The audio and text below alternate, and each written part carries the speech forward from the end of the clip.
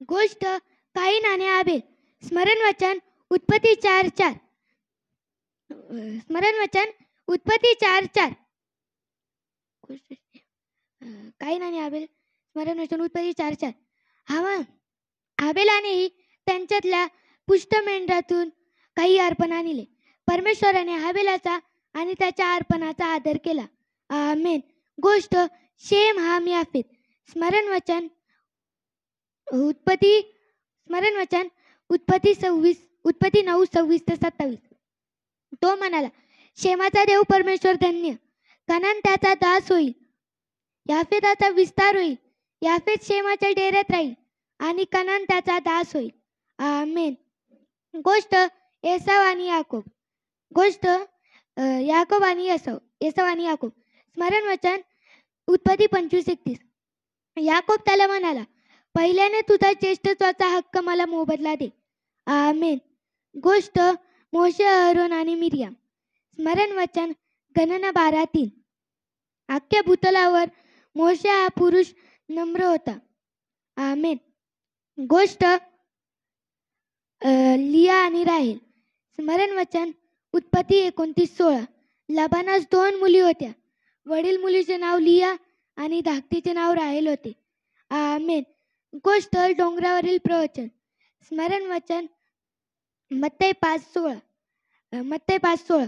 तुमचा प्रकाश इतरांसमोर या प्रकारे प्रकाशू द्या की जेणेकरून त्यांनी तुमचे चांगले कामे पाहून तुमचा पिता तो स्वर्गात आहे याचे गौरव करावे. आमेन. गोष्ट आमेन. गोष्ट येशूचे पुनरुत्थान. स्मरण वचन चकित होऊ नका. वधस्तंभावर खिळलेला येशू नासरीतकर ज्याचा तुम्ही शोध करीत आहात तो उठला आहे. तो येथे नाही, त्याला ठेवले होते. तीही जागा पहा. आमेन. गोष्ट अरण्यात येशूची परीक्षा. स्मरण वचन लूक 4:8. तो म्हणाला, येशू सैतानास म्हणाला, अरे सैताना, मागे हो, कारण आपला पिता जो स्वर्गात आहे यालाच नमन कर, असे लिहिले आहे. आमेन. गोष्ट द्राक्षवेल आणि फाटे. स्मरण वचन योहान 15:5.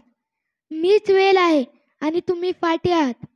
मी तुम्हामध्ये राहतो आणि तुम्ही माझमध्ये राहता, असे पुष्कळ फळ देतात. तुम्ही माझपासून दूर झाल्या तुम्हाला काहीही करता येत नाही. आमेन. गोष्ट सोन्याचे वासरू. स्मरण वचन निर्गम 20:2-6.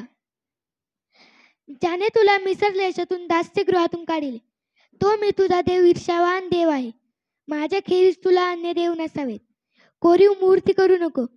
वर आकाशात, खाली पृथ्वीवर, पृथ्वी खालच्या जलातील कशाचीही प्रतिमा करू नको.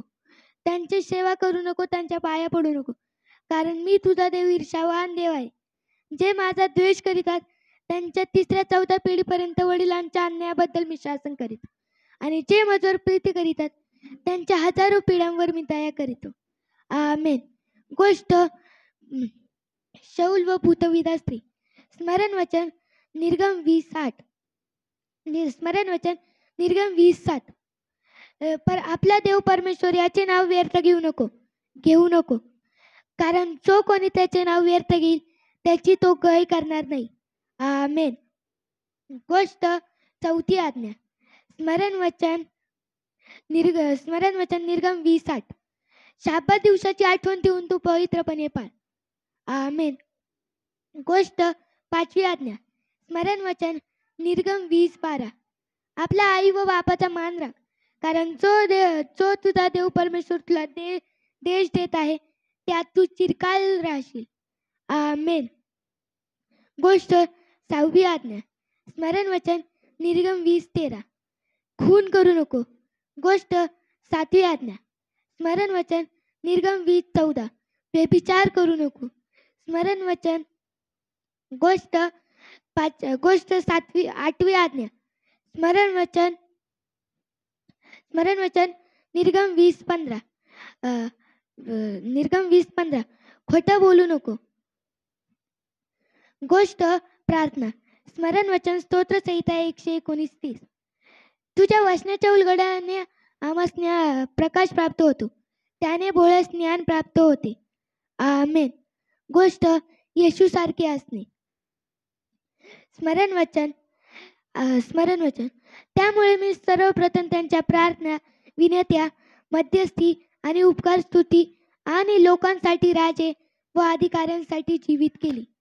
यामुळे यामुळे यामुळे की आपण देवभक्ती, आज्ञाधारक, शांत आणि शांत जीवन जगू शकू. हे आपल्या तारणकर्त्या देवाच्या दृष्टीने चांगले आणि स्वाकारी आहे. आमेन. गोष्ट शेअर करा. स्मरण वचन. गोष्ट शेअर करा. स्मरण वचन. आता विश्वास ठेवणारे सर्व एकत्र होते आणि सर्व गोष्टींमध्ये साम्य होते. त्यांनी आपल्या वस्तू विकल्या आणि ज्यांना गरज होती तेवढे वाटून घेतले. आमेन. गोष्ट सक्रिय व्हा व प्रतिक्रियाशील व्हा.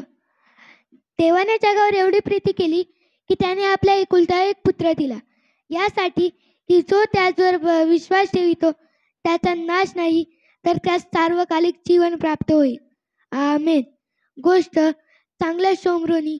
स्मरण वचन मत्ती 7:12. स्मरण वचन मत्ती 7:12. तुम्हाला तसे वाटते की दुसऱ्याने तुमच्यासोबत चांगले वर्तन करावे, तसे तुम्ही त्याचबरोबर वर्तन करा, कारण नियमशास्त्र आणि राज्यशास्त्र हेच आहे. आमेन. थँक्यू.